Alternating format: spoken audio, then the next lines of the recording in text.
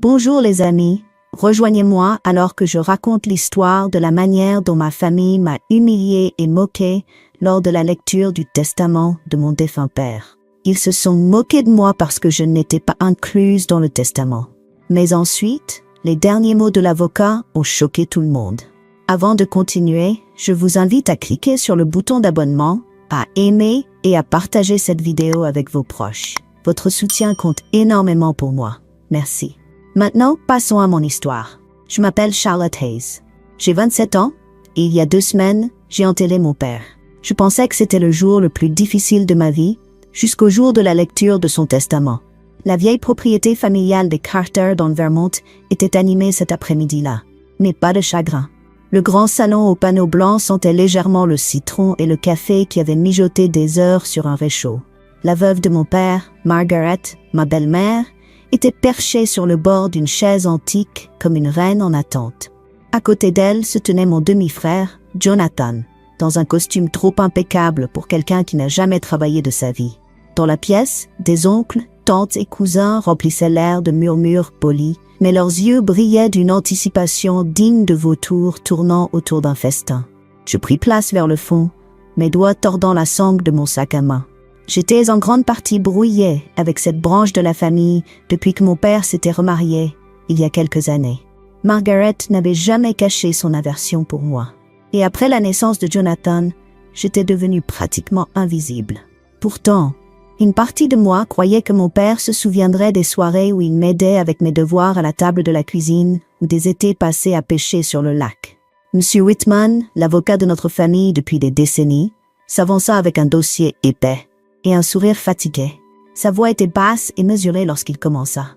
À ma chère épouse Margaret Carter, je lègue la maison familiale, ses meubles et tous les véhicules actuellement enregistrés à mon nom. Les lèvres de Margaret se courbèrent en un petit sourire satisfait. Elle croisa les mains sur ses genoux comme si ce n'était que le début de ce qu'elle méritait. À mon fils, Jonathan Carter, je lègue la participation majoritaire dans Carter Logistics ainsi qu'une propriété commerciale sur la route 16. Jonathan esquissa un sourire narquois, s'adossant à sa chaise comme un homme savourant déjà son nouveau pouvoir. Mes oncles suivirent. Des parcelles de terrain, des portefeuilles d'investissement et même le pavillon de chasse que mon père m'avait promis quand j'avais 12 ans. Ma poitrine se serra, puis le regard de M. Whitman se tourna vers moi. À ma fille, Charlotte Hayes. Je me redressai, le pouls battant dans mes oreilles. Je ne lui lègue rien. Les mots semblèrent flotter dans l'air un instant avant que la pièce ne réagisse. Quelqu'un laissa échapper un petit rire surpris. Ma cousine Hannah murmura bien trop fort. On dirait qu'elle n'a pas fait l'affaire. Une autre voix dans un coin ajouta « Eh bien, on dirait que papa ne l'aimait pas tant que ça. » Margaret se pencha légèrement en avant, sa voix douce comme du venin. « Eh bien, Charlotte, on dirait que tu vas devoir te trouver un vrai travail maintenant, ma petite. » Un rire parcourut la pièce. Je restais figée, mon visage un masque que je maintenais à peine, tandis que mon estomac se nouait. Mes doigts s'enfoncèrent dans ma paume jusqu'à ce que mes ongles laissent des petites marques en forme de croissant dans ma peau. Je voulais dire quelque chose, n'importe quoi. Mais les mots s'en mêlaient dans ma gorge. L'absence de mon père était déjà une douleur sourde dans ma poitrine, et maintenant, il semblait m'avoir tourné le dos, même dans la mort. Je fixais M. Whitman, espérant une explication. Mais il se contenta de s'éclaircir la gorge et continua la liste, distribuant méthodiquement les derniers biens de mon père, comme des cartes dans un jeu truqué. Je n'entendais presque rien. Mes oreilles résonnaient encore de ces 3 mots. Je ne lui lègue rien. Quand la lecture se termina, les chaises raclèrent le plancher en bois, alors que les autres rassemblaient leurs manteaux et se félicitaient mutuellement. La voix de Margaret porta à travers la pièce. « Enfant, nous obtenons ce que nous méritons, » dit-elle assez fort pour que je l'entende. Jonathan passa près de moi en sortant, s'arrêtant juste assez longtemps pour me lancer un sourire narquois. Pas de chance, sœurette. Je saisis mon sac et me levai pour partir, ignorant les regards en coin et les chuchotements. S'il y avait une chose que je savais sur cette famille, c'est qu'ils se nourrissaient de faiblesse. Je ne leur donnerais pas cette satisfaction. L'air hivernal mordant me piqua les joues alors que je traversais le large porche. Le gravier sous mes talons crissait, chaque pas m'éloignant de la pièce étouffante derrière moi. Ma voiture était garée sous les branches nues du vieil érable où mon père avait autrefois accroché une balançoire pour moi. Ce souvenir me frappa comme une fléchette en plein cœur, vif et soudain. Je me glissai sur le siège conducteur, fermai la porte et laissai mon front reposer contre le volant. Pendant un instant, je pensais à simplement partir sans jamais regarder en arrière. Mais alors que je démarrais le moteur, une ombre bougea dans ma vision périphérique. Whitman avançait rapidement vers moi, son écharpe flottant dans le vent. Il regarda autour de lui une fois, comme pour s'assurer que personne ne regardait, avant de taper à ma fenêtre. Je l'abaissai. « Oui, Charlotte, dit-il doucement, jetant un coup d'œil par-dessus son épaule. J'ai besoin de vous parler en privé. Avez-vous un moment? » J'hésitais. L'humiliation était encore cuisante. « À propos de quoi? »« Pas ici, dit-il, la voix basse. C'est quelque chose que votre père vous a laissé. Quelque chose qui n'a pas été mentionné lors de la lecture publique. » Un petit rire sceptique m'échappa. « Il ne m'a rien laissé, vous vous souvenez? » Monsieur Whitman ne sourit pas. Au lieu de cela, il plongea la main dans la poche de son manteau et en sortit une enveloppe blanche toute simple. Mon nom était écrit au recto, de l'écriture familière de mon père. Ferme, précise, l'encre profondément incrustée dans le papier. « Je pense que vous devriez lire ceci, » dit-il, son souffle visible dans l'air froid. « Et ensuite, si vous êtes d'accord, retrouvez-moi à mon bureau privé demain à 10 heures du matin. » Je pris l'enveloppe lentement, mes doigts effleurant l'encre en relief. L'écriture de mon père semblait être une voix venue d'outre-tombe. « Pourquoi tout ce secret ?» demandai-je, ma voix à peine plus qu'un murmure. L'expression de M. Whitman ne changea pas. « Parce que votre père le voulait ainsi. Faites-moi confiance, Charlotte. Ce n'est pas ce qu'il semble. » Je baissai les yeux sur l'enveloppe, mon cœur battant dans ma poitrine. Pour la première fois depuis que j'avais mis les pieds dans cette pièce, je ressentis une lueur autre que la douleur, quelque chose qui ressemblait dangereusement à de l'espoir. L'enveloppe semblait plus lourde qu'elle n'aurait dû, comme si le papier à l'intérieur portait le poids de chaque mot non dit entre mon père et moi. Je ne l'ouvris pas tout de suite. Je rentrai chez moi avec l'enveloppe posée sur le siège passager, comme si elle risquait de disparaître si je détournais le regard. Chaque fois que les réverbères l'éclairaient, mon pouls s'accélérait. En arrivant à mon appartement à Burlington, la neige commençait à tomber doucement, tourbillonnant dans la lumière à l'extérieur de mon immeuble. Je retirai mes bottes, posai l'enveloppe sur ma petite table de cuisine et la fixai. Mon appartement était silencieux, trop silencieux, à l'exception du bourdonnement du réfrigérateur. Enfin, je m'assis, pris une inspiration et glissai mon doigt sous le rabat. À l'intérieur se trouvait une seule feuille du papier à lettres de mon père, celui qu'il gardait toujours dans le tiroir du haut de son bureau. Son écriture m'était aussi familière que la mienne. « Charlotte, si tu lis ceci, la lecture publique du testament a déjà eu lieu, et tu as entendu les mots « Je ne lui lègue rien. Je veux que tu saches que ce n'était pas la vérité. Je l'ai fait pour te protéger. Il y a des choses que tu ne comprends pas à propos de notre famille. Et il y a des gens qui ne reculeraient devant rien pour mettre la main sur ce que je t'ai véritablement laissé. Je ne pouvais pas risquer que cela soit révélé dans cette pièce aujourd'hui. Monsieur Whitman a des instructions.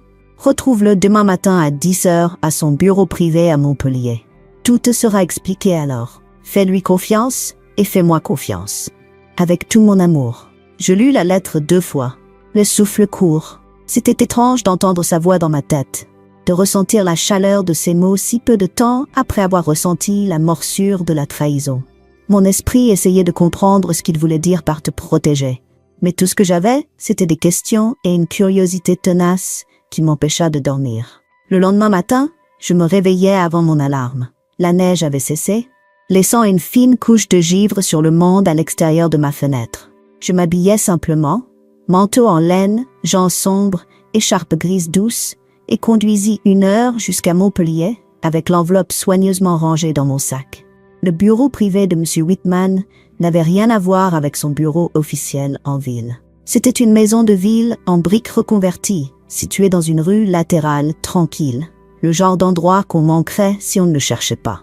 Une plaque en laiton à côté de la porte indiquait simplement « W et associé ».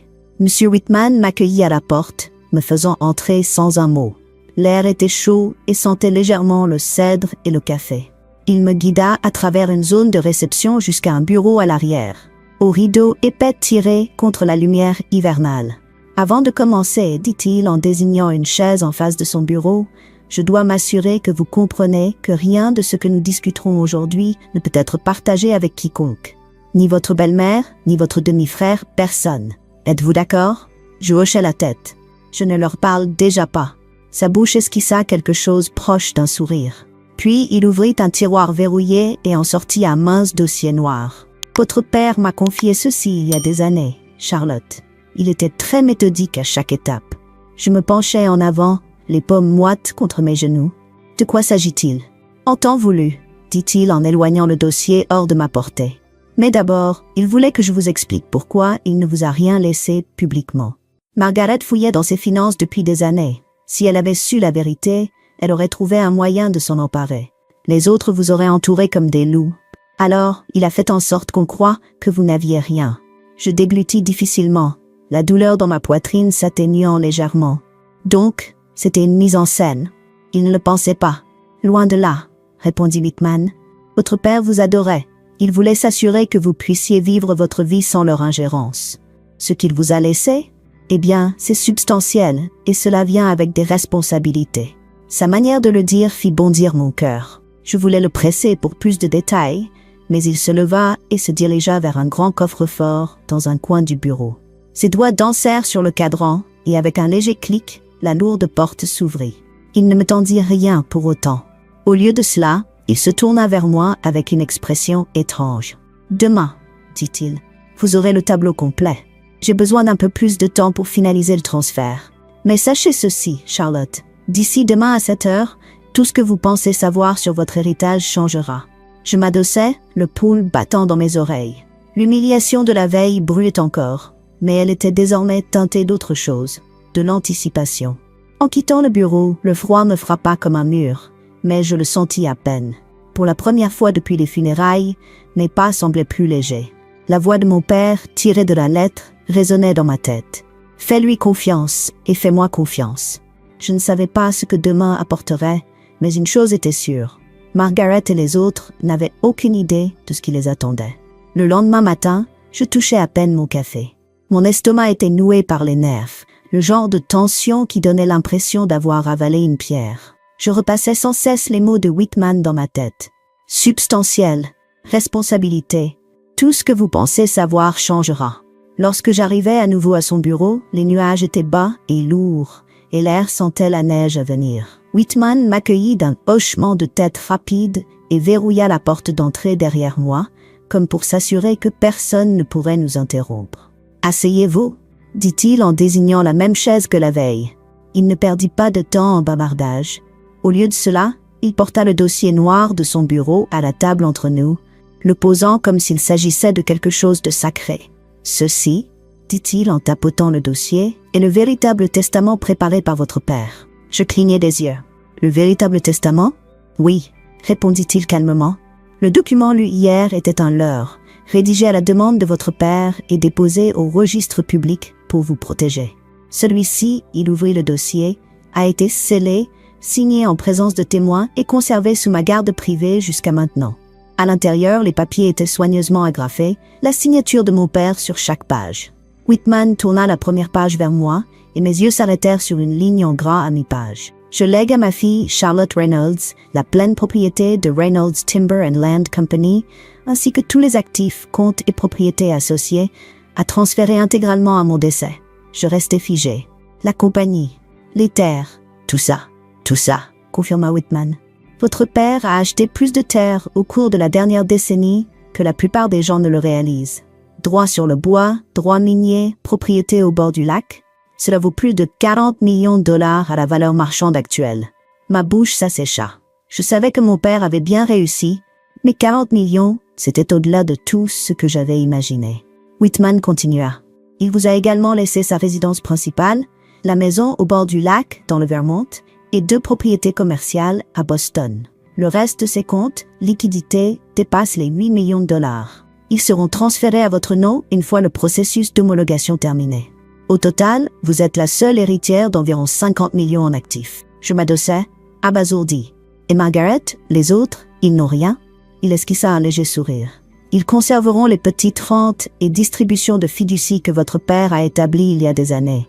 Mais comparé à ceci, rien qui ne les satisfasse. » Pendant un instant, mon esprit revint au visage de la lecture du testament. Le sourire satisfait de Margaret, Jonathan chuchotant à sa femme, le rictus de ma cousine. Tous pensaient que je quittais cette pièce les mains vides. Whitman se pencha en avant, baissant la voix. Votre père voulait que vous preniez le temps avant de décider quoi faire de tout cela. Il vous a également laissé une note concernant une propriété particulière, une adresse à Atlanta. Il a dit, c'est la clé pour tout comprendre. Il glissa une enveloppe plus petite sur la table. Mon nom était écrit au recto, de la main de mon père. Je l'ouvris et trouvai une seule phrase. Charlotte, quand tu verras ce qu'il y a à l'intérieur du 512 Ashford Lane, tu comprendras pourquoi j'ai dû le cacher à eux. Ma peau se hérissa. Qu'y a-t-il à Atlanta? Whitman secoua la tête. Il ne me l'a jamais dit, juste que vous devriez y aller seul. Je peux organiser le voyage si vous le souhaitez. Pendant l'heure suivante, nous passâmes en revue des documents juridiques, des signatures, des formulaires de transfert. Ma tête tournait avec les chiffres, les adresses, les actes. J'avais l'impression d'être entré dans la vie de quelqu'un d'autre. Une richesse dont je n'avais même pas rêvé, cachée juste sous le nez de ma belle famille. En sortant, la neige tombait à nouveau, douce et régulière. Je serrais l'adresse d'Atlanta dans la poche de mon manteau, mon esprit déjà en ébullition. Ce qu'il y avait dans cette maison était assez important pour que mon père orchestre toute une supercherie pour le cacher à eux. Et si j'avais raison, quand ils le découvriraient, Margaret et les autres allaient s'étouffer avec leur rire. 2 jours plus tard, j'étais dans un avion pour Atlanta. Je n'avais rien dit à personne, ni à mes amis, ni à mes collègues, et encore moins à ma belle famille. Moins ils en savaient, mieux c'était. En atterrissant, l'air hivernal était plus doux qu'en Nouvelle-Angleterre, mais il y avait encore une fraîcheur alors que je conduisais ma voiture de location à travers la ville. Whitman m'avait réservé une chambre dans un hôtel boutique discret, loin du centre-ville, le genre d'endroit où personne ne pose de questions. Le lendemain matin, j'entrai l'adresse 512 Ashford Lane dans le GPS et suivis les rues sinueuses jusqu'à un quartier verdoyant rempli de larges porches et de magnolias. La maison était une coloniale en briques de 2 étages, élégante mais sans prétention. Elle n'affichait pas la richesse, plutôt une dignité ancienne. La clé de la porte d'entrée était scotchée au dos de la note contenant l'adresse d'Atlanta. Mes doigts tremblaient en l'insérant dans la serrure. Les gonds grincèrent lorsque j'entrai, une odeur de cèdre et de citron venant à ma rencontre. Tout était impeccable, comme si quelqu'un m'attendait. Je déambulais dans les pièces. Un bureau ensoleillé, une salle à manger avec une table dressée pour 6, un petit salon cosy avec des étagères remplies de livres reliés en cuir. C'était magnifique, mais rien n'expliquait l'avertissement cryptique de mon père. Puis, je vis la porte au bout du couloir. Elle était différente, plus lourde, renforcée par une poignée en laiton qui brillait dans la lumière. La clé de mon père s'y ajusta parfaitement. La pièce au-delà était sombre, mais à mesure que mes yeux s'habituaient, je me figeais. Le long des murs se trouvaient des classeurs, chacun soigneusement étiqueté. Des boîtes étaient empilées sur des tables et au centre un coffre-fort massif. À l'intérieur de ces classeurs, il y avait tout.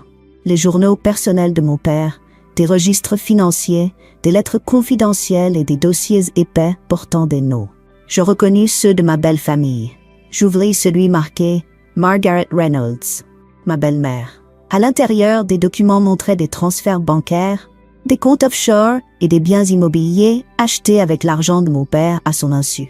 Des lettres de sa propre main planifiant d'évincer mon père de certaines affaires. Pire encore, il y avait des photos. Margaret dans les bras d'un autre homme. Un autre dossier, étiqueté « Jacob Reynolds », contenait des preuves de prêts douteux, de dettes de jeu et de fraude. Mon père avait collecté chaque détail compromettant sur eux pendant des années. Et maintenant, il me les avait tous transmis. Au fond du coffre se trouvait une petite boîte en bois gravée de mon nom. À l'intérieur, une lettre manuscrite. « Charlotte, si tu lis ceci, c'est que je suis partie. Ces gens n'ont jamais été ta famille. Ils t'auraient détruite pour ce que je t'ai laissé. Cette maison et tout ce qu'elle contient sont à toi. Fais-en ce que tu veux. Mais souviens-toi, le savoir vaut plus que l'argent. Utilise-le avec sagesse. » Je restais assise par terre pendant ce qui me sembla des heures, entourée de leurs secrets. Mon père ne m'avait pas seulement laissé un héritage. Il m'avait donné le pouvoir de les détruire si je le voulais. Et pour la première fois depuis la lecture du testament, je souris. Je n'agis pas immédiatement. Cela aurait été trop facile, trop impulsif. Mon père m'avait appris que la vengeance, comme un bon vin, se savoure mieux après avoir pris le temps de respirer. Au cours des mois suivants, je réglais mes affaires discrètement. J'engageais un comptable pour placer les fonds fiduciaires dans des investissements à faible risque. Je fis nettoyer en profondeur la maison d'Atlanta et y ajoutais quelques touches modernes. Et je payais une société de sécurité privée pour garder la propriété comme si c'était Fort Knox. Pendant ce temps, ma belle famille faisait exactement ce que mon père avait prédit. Elle se ruinait. Margaret organisait des galas de charité somptueux dans l'ancien manoir de mon père, achetant des robes de créateur qu'elle ne portait qu'une fois. Jacob publiait des photos de lui dans des voitures de sport louées, son Instagram jonché de légendes sur la culture de l'effort et la richesse générationnelle, comme s'il en était l'auteur. Au 7e mois, les premières fissures apparurent. D'abord, j'appris par une connaissance commune que Margaret avait contracté une seconde hypothèque sur le manoir, puis des rumeurs sur ses entreprises qui périclitaient.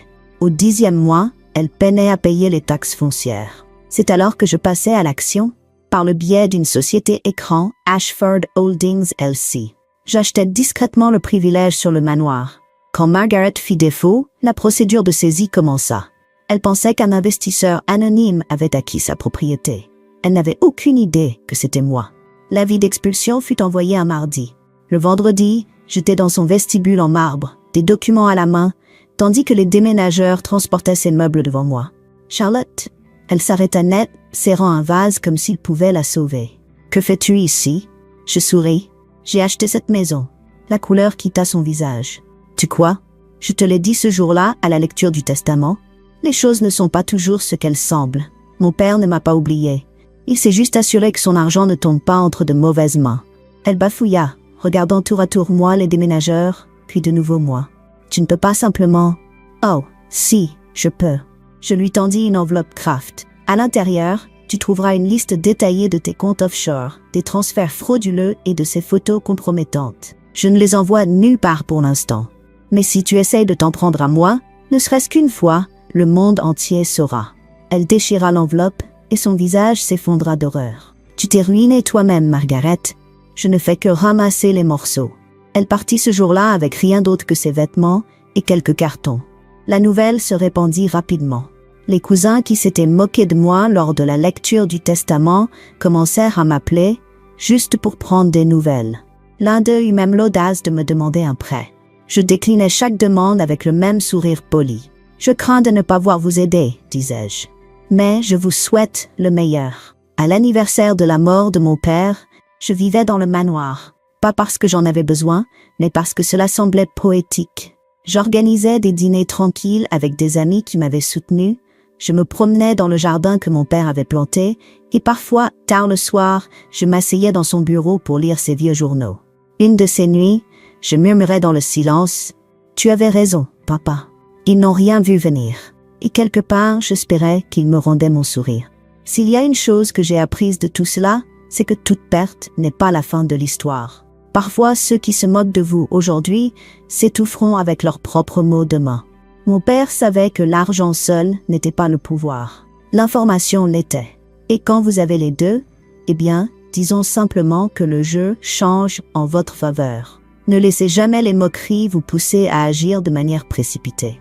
La patience n'est pas seulement une vertu, c'est une arme. Et c'est ainsi que la fille oubliée est devenue la propriétaire de tout ce qu'il pensait m'avoir pris. Alors, dites-moi, si vous étiez à ma place, auriez-vous cherché la vengeance ou auriez-vous tout laissé tomber? Partagez vos pensées dans les commentaires. Et merci d'avoir regardé. À bientôt dans ma prochaine vidéo.